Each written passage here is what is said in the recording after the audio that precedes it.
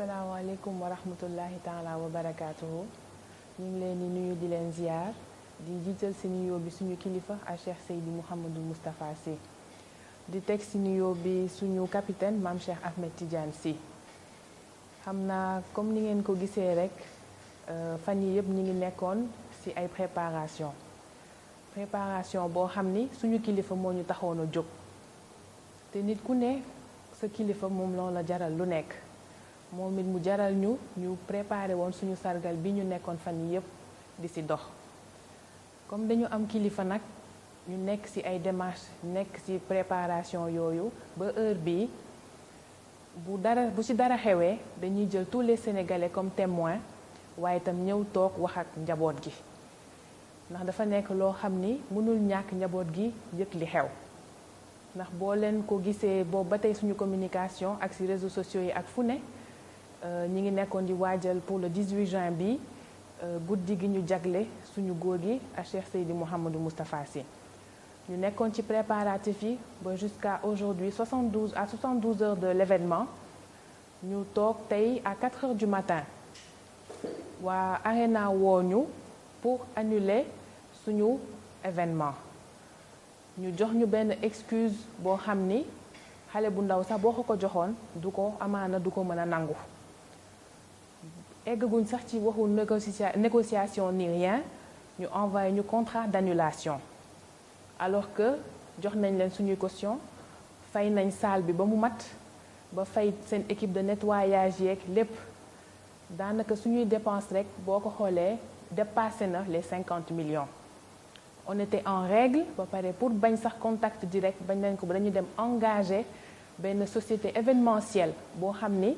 suñu société externe ñoom ñoo ñëwoon nekkoon suñu entreprise bi ñu engagé pour bañ a am sax contact direct ak ñoom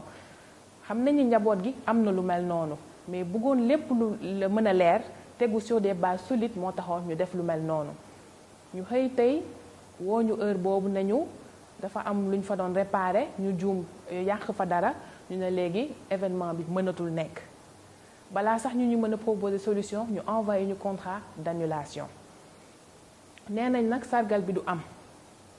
sargal bi mooy am incha allah ak jàmm ma bëgg ñaan képp kuy Moustarchid ak képp kuy soppe góor gi nga waajal ko waajal guddi gi ba incha allah ci kàttanu yàlla bu jotee ñun ñëpp ñu daal di jóg àndandoo dem sargal ko léegi ticket yëpp sax yamale nañ ko à 10 000 francs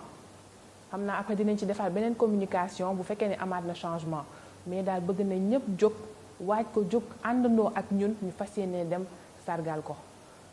ndax it moom rek la ñu am moom moo taxaw démb tey soog a ñëw te même ku nekkul Moustarchid sax gis nga góor gi li mu daj ci jeunesse su Sénégal gis nga li mu daj ci réew mi kon xam naa kooku loo ko defal rek doyul di ñaanaat ñëpp gën a jóg gën koo waajal ñu fas yéene àndandoog suñu capitaine ñu demandoo ba sa bés ba incha allah sargal ko delloo ko njukkal sant ko ci kanamu àddina bi yëpp teg ci seen bët incha allah di leen santaat di leen gërëmaat bu baax ci taxawaay yi yal na yàlla mottali incha allah ci barke góor gi jërë ngeen jëf.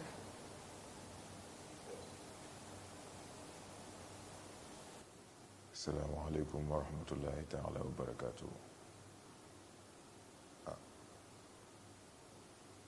wax ji jarul guddal ndax dafa am loo xam ne ñun dañ koy faral di wax te mooy fu wax bëree jëf néew yaakaar naa lii farata soxna Fatima wax na ko léegi li ci des nag xëy na am lu ñuy fàttali rek ndax yàlla def na Sénégal bokk na ci nattu gor yi fi am te mooy ñaar ñoo fa gën a ñeme ci àdduna bi ci jiitu di tooñ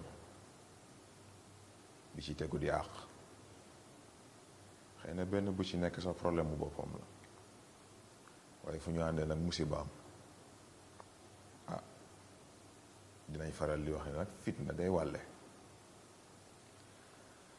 am na nag loo xam ne ci histoire du Sénégal jaar na fi am na loo xam ne bu fi jaaree itam dafa am lu tax Serigne Cheikh di suñu turandoo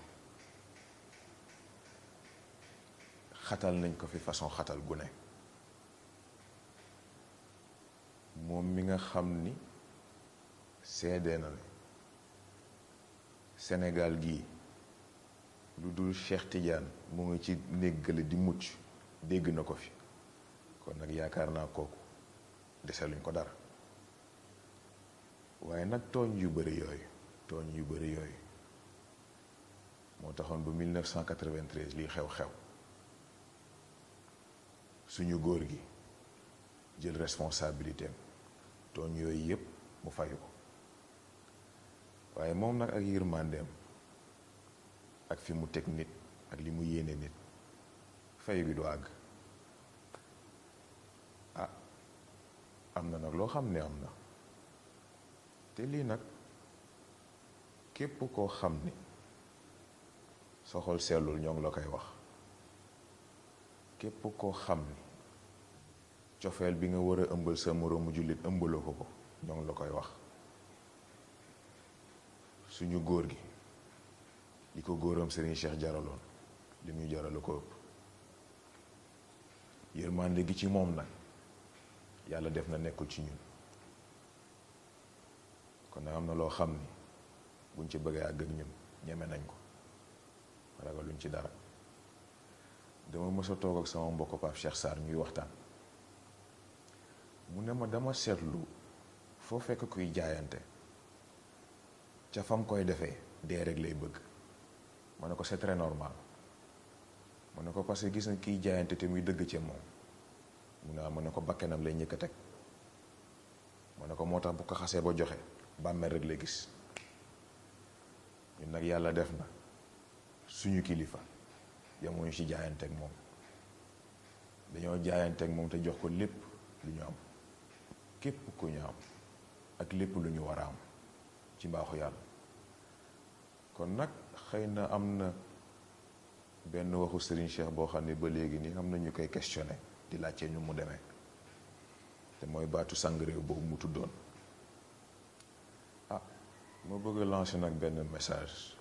ñooñu ma tudd nii léegi ak poste bu ñu mënti occupé ci dëkk bi nag bu fekkee bëgg nañ xam sang réew googu Serigne Cheikh tuddoon nan lay demee nañ laa suñu góor gi seet ni ko soxna Fatima waxee nag xëy na waa Arena seen le 18 bi ñu jàppoon mën na bañ a am waaye ñun ñi dëggu ñun ñi ko sopp suñu xol sopp ko suñu xel sopp ko ci suñu lépp ñun suñu 18 dana am suñu sargal dana am